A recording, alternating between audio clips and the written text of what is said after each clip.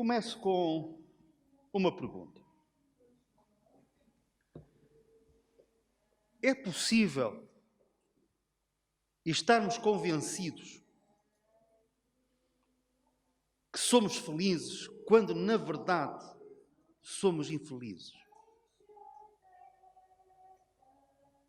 Ou seja, é possível sermos infelizes sem sabermos? Eu acredito que isto é possível.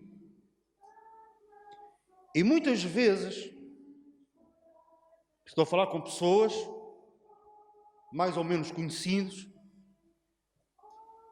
e aparentemente eles são pessoas felizes. E se eu lhes perguntarem, eles vão afirmar que são felizes. Mas eu estou a ver mais longe. E estou a pensar comigo mesmo e digo, mas tu não és feliz. A minha opinião conta o que conta, vale o que vale, melhor direi. Não é tão importante assim. Mas sabem, Jesus também pensa assim. Ele ditou algumas cartas do céu quando o apóstolo João foi arrebatado. Jesus ditou, João escreveu, palavra por palavra. E nós temos acesso a essas cartas.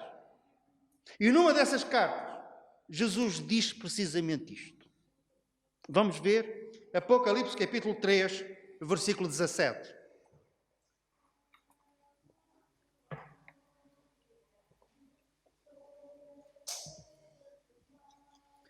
Apocalipse capítulo 3, versículo 17.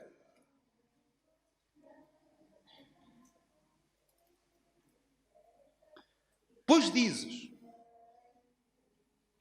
estou rico e abastado, e não preciso de coisa alguma. E agora repara, e nem sabes que tu és infeliz. Sim, e eles agora entraram em choque com aquilo que Jesus ditou. E nem sabes que tu és infeliz. Sim, miserável, pobre, cego e nu. Esta devia ter doído aos destinatários desta carta.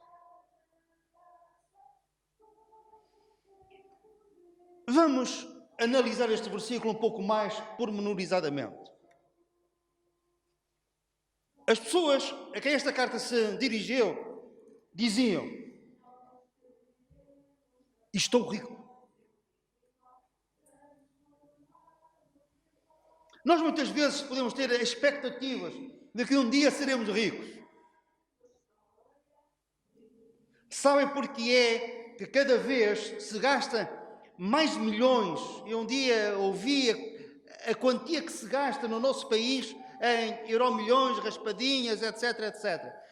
É muito dinheiro. E porquê é que isso acontece? Porque as pessoas, ao jogarem, têm uma expectativa. Não é de perderem, porque senão não iriam jogar. A expectativa é de ganharem. E não é só para ficarem arrepiados.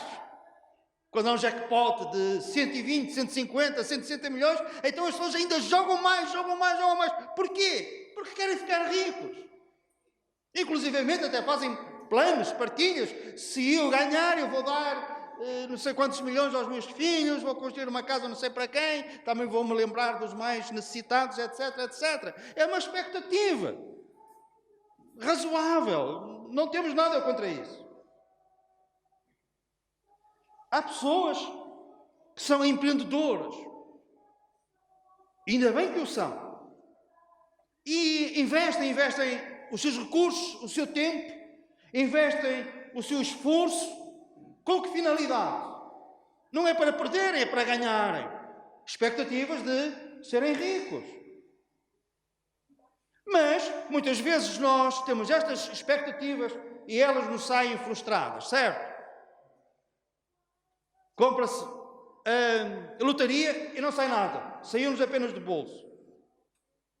Fez uma tentativa para construir uma empresa, A pessoa fez tudo certinho, mas por aquela razão as coisas não deram resultado. E o sonho transformou-se em pesadelo.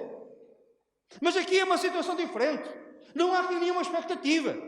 Aqui há a constatação de um facto. Estou rico.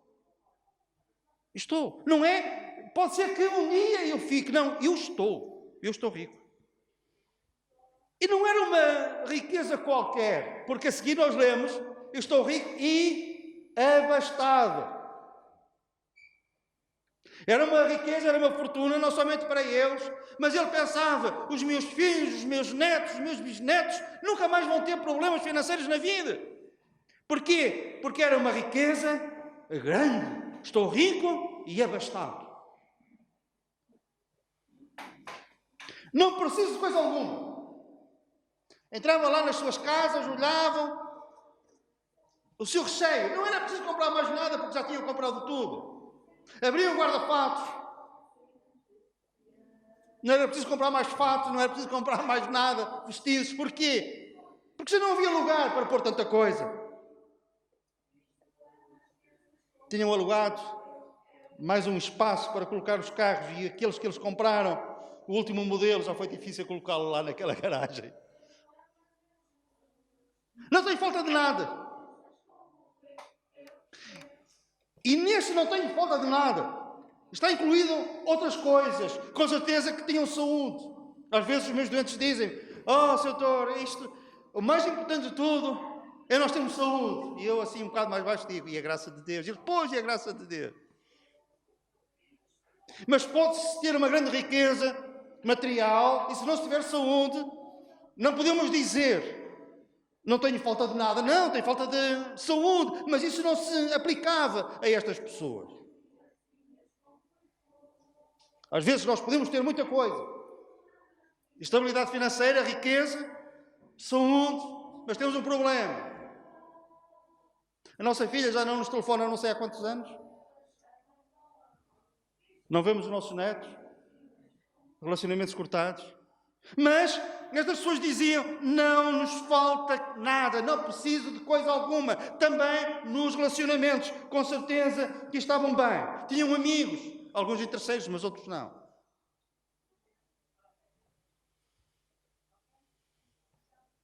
Só que Jesus diz uma coisa.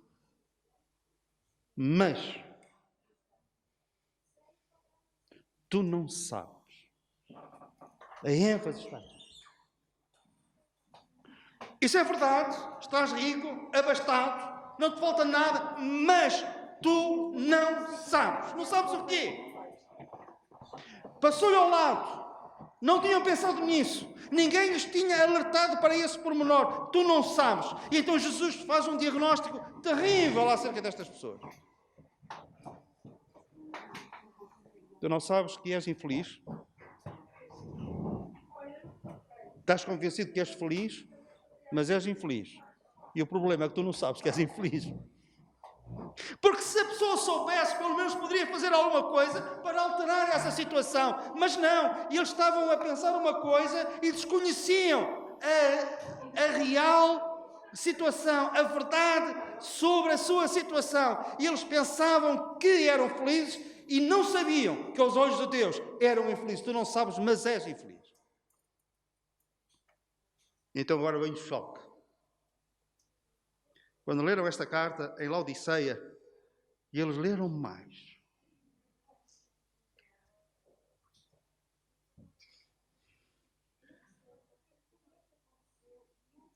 Miserável. A palavra no grego aqui significa pedinte. Não tens é como que se não tenha um cêntimo no bolso. Tu não tens nada. E as pessoas podiam contra-argumentar e podiam dizer, mas eu estou rico. E o Senhor diz, não, mas tu não tens nada.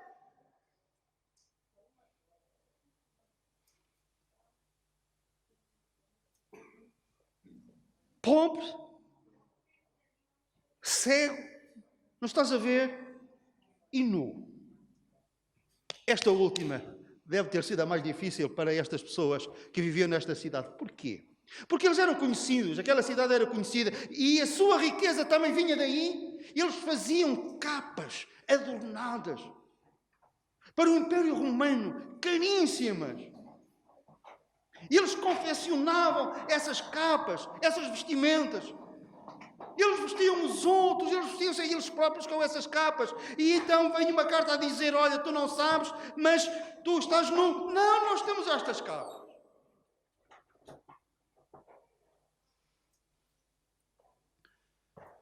Como é que nós explicamos isto? Era verdade que eles estavam ricos? Eram abastados? Sim. Mas Jesus faz um diagnóstico diferente. Porquê que Jesus pensa assim? Quando nós vamos a um cemitério e vemos as lápides nas sepulturas, por regra elas têm 2 datas. Certo? A data do nascimento da pessoa e a data da morte da pessoa.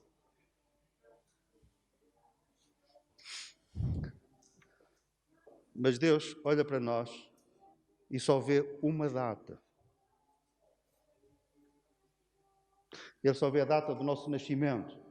Podemos, teologicamente, ser mais completos e dizer, desde a nossa concepção, ele vê essa data. Mas pronto, vamos passar isso adiante. Ele só vê uma data. A data do nosso nascimento.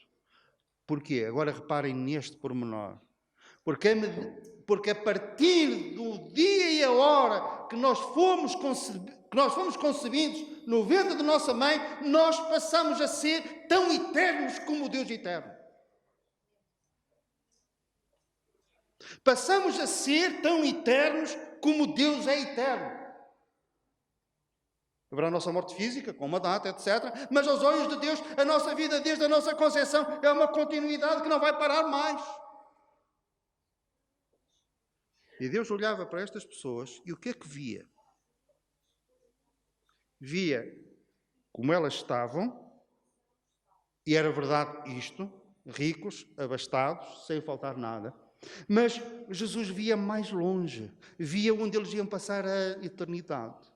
E então, como Jesus via isso, ele não via apenas uma parte da vida deles, ele via o todo, desde o princípio, continuando pela eternidade. E tendo isso em consideração, o Senhor diz, tu não sabes, mas tu és infeliz, miserável, pobre, cego e nu.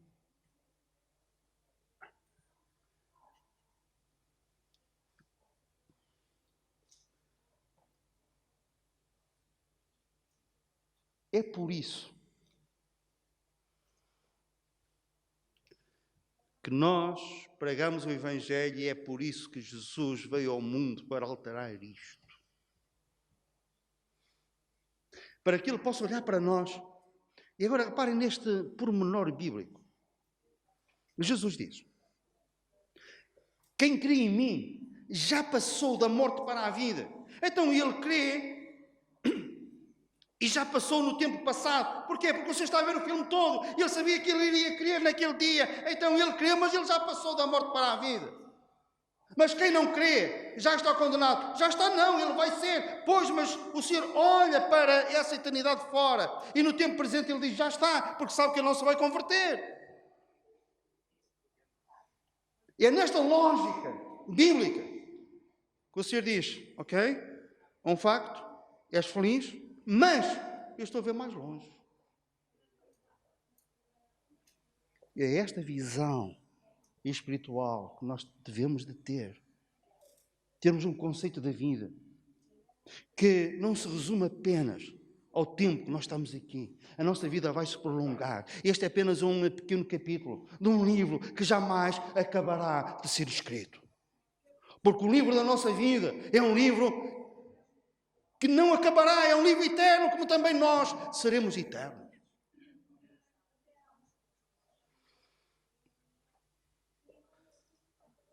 Me cobriu de vestes de salvação e me envolveu com o manto da sua justiça. E então agora nós que estávamos despidos da glória de Deus devido ao nosso pecado, em Cristo somos vestidos com o manto da sua justiça. Vestes de salvação, isto é o Evangelho.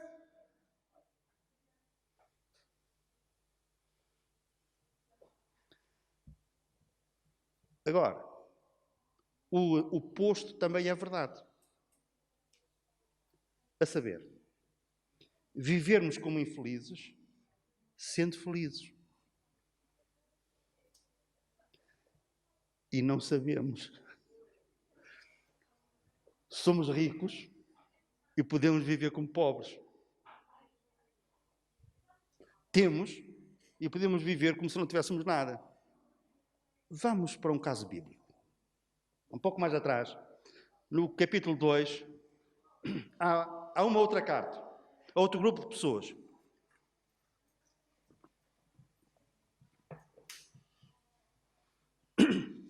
É uma igreja que está numa cidade chamada Esmirna.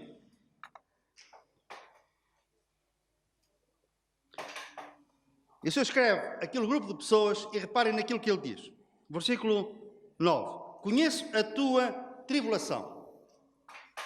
Estavam a ser atribulados.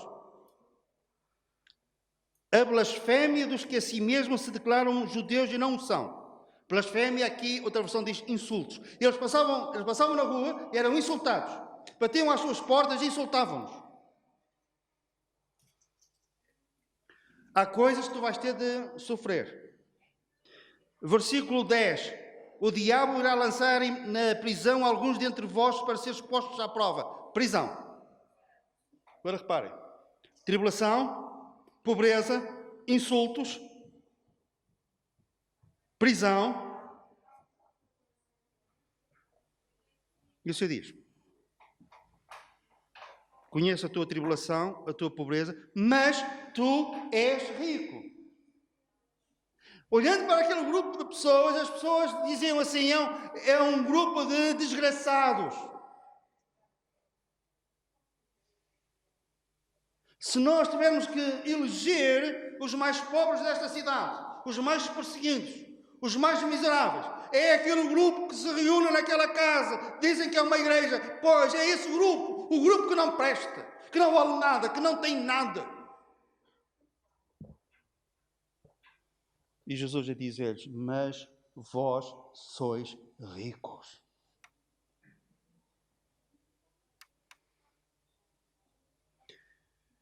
E o Senhor acrescenta: ser fiel até à morte e dar-te-ei a coroa da vida. Era um povo que iria ser coroado no céu.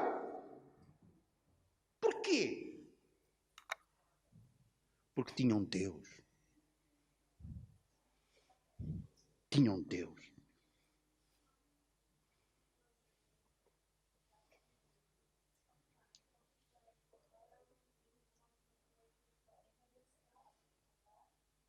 Tiago, na sua carta, ele escreve assim, eu passo a ler: eis que temos por felizes os que perseveram firmes.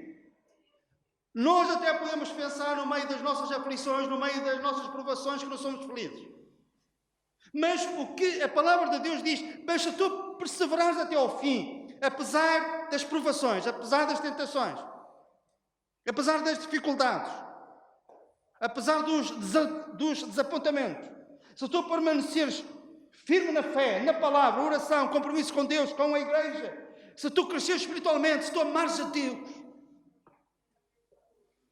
tu podes pensar que és infeliz, mas eu tenho-te como feliz. Estou no meio da tempestade, às vezes estamos, mas vamos continuar a remar até que venha o livramento do Senhor, até que Ele venha, não vamos desistir.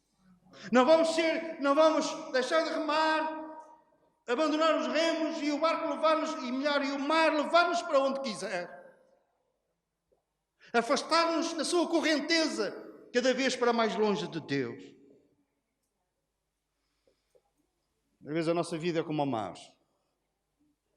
Eu conheço particularmente dois mares, o Mediterrâneo e o Atlântico, não é?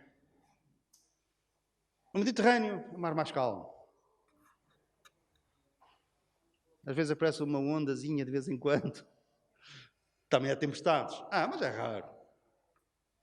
O Atlântico, ali no Mar Devorador. Até no verão, às vezes assusta. E a vida para alguns é o Mar Devorador. Para uns é pior o Mar do Norte, lá na costa da Noruega, Dinamarca e Ilhas Britânicas. Mar terrível.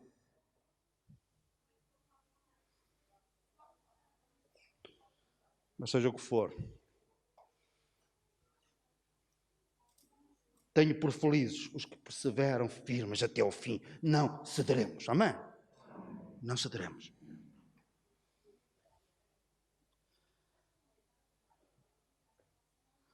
Já agora, para finalizar, o que é que a Bíblia diz sobre a riqueza? Diz duas coisas que eu gostaria de colocar ênfase. Se as tuas riquezas aumentam, não ponhas nelas o teu coração.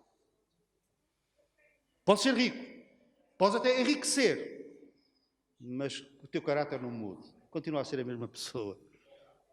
Continua a ter os mesmos amigos. Tu não abandones aqueles que viveram contigo quando tu tinhas menos recursos. Não te envergonhes deles. Não te envergonhes da tua família, que te apoiaram nos momentos da maior dificuldade. E não mudes o teu comportamento para com Deus. Se as tuas riquezas aumentam, não ponhas nelas o teu coração. Continua a ser a mesma pessoa, ou melhor do que aquilo que eras. E depois, há uma outra passagem em Timóteo, 1 Timóteo capítulo 6, que diz assim: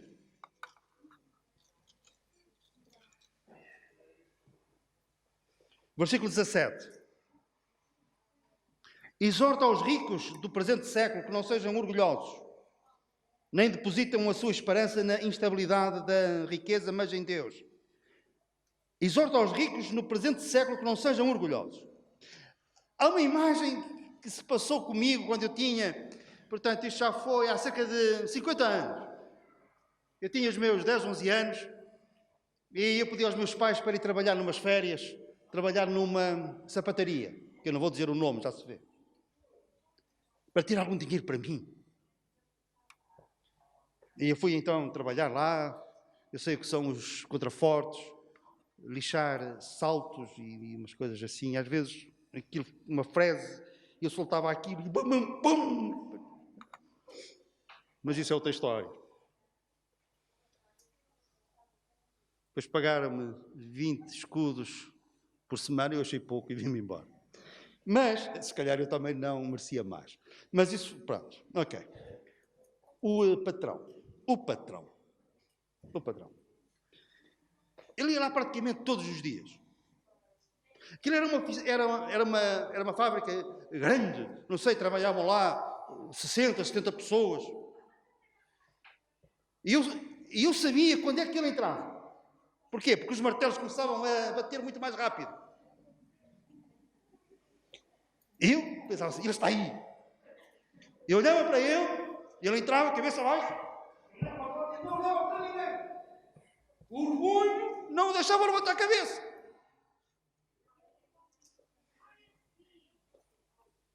Diz aos ricos deste mundo: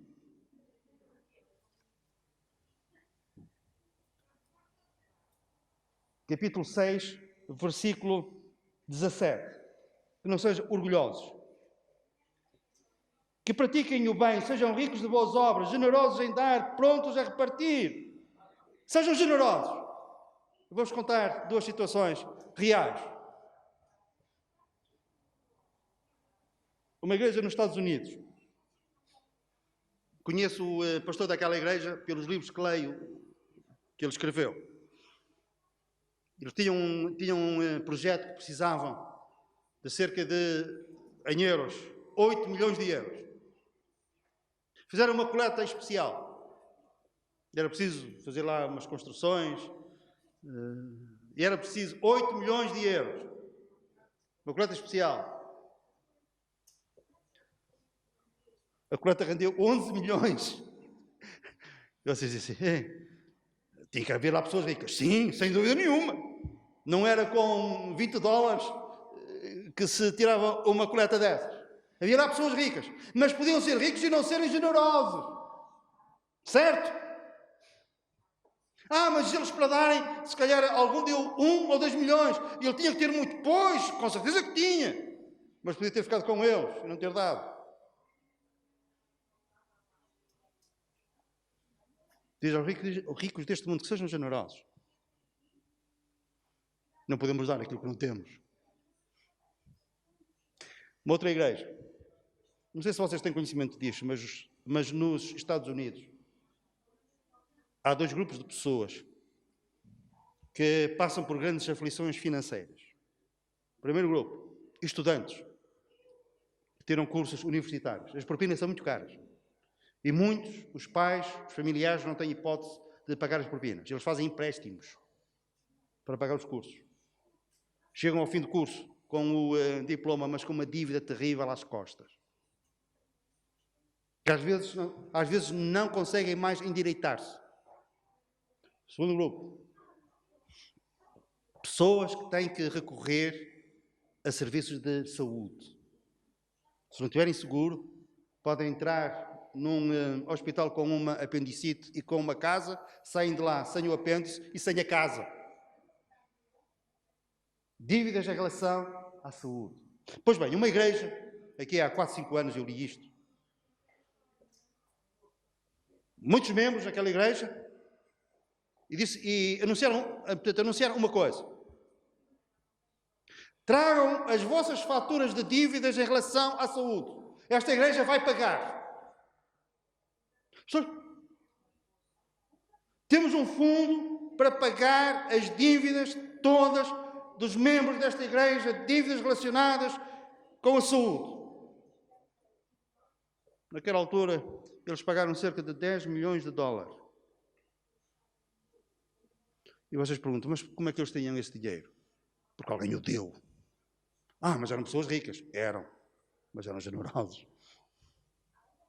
Abençoados as pessoas ricas que contribuem assim para a obra de Deus e para o bem dos outros. Amém?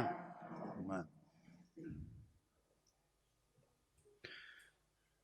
Grandes homens de Deus foram e são ricos de bens materiais.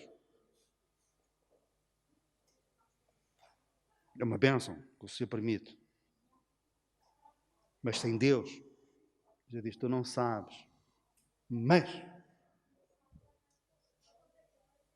tu és infeliz, é como que não tenhas nada. Ok. Neste capítulo da vida é útil. É útil para os teus familiares? É útil. Mas falta o resto da vida.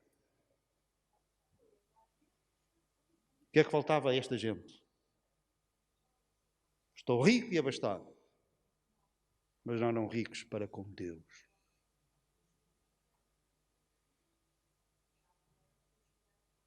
É importante nós termos o suficiente e mais do que o suficiente, sem dúvida.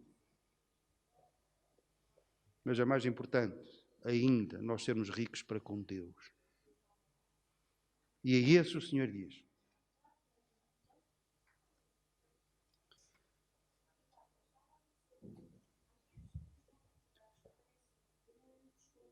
Tu não sabes. Tu pensas que és pobre, mas és rico. Rico para com Deus. Aos outros dizem, tu não sabes. És rico? És. Pensas que és feliz? Pensas. Mas olha, tu não és. Porque eu estou a ver o fim da tua história. O Senhor nos abençoe e que nos faça ver a vida com os olhos de Deus, debaixo do ponto de vista de Deus. Vermos como Deus vê. E se o Senhor nos abençoar financeiramente, glória a Deus. Sermos generosos. Se formos remediados, graças a Deus. Se tivermos dificuldades, é uma luta. Mas o mais importante é nós sermos ricos para com Deus. Que o Senhor nos abençoe. Amém?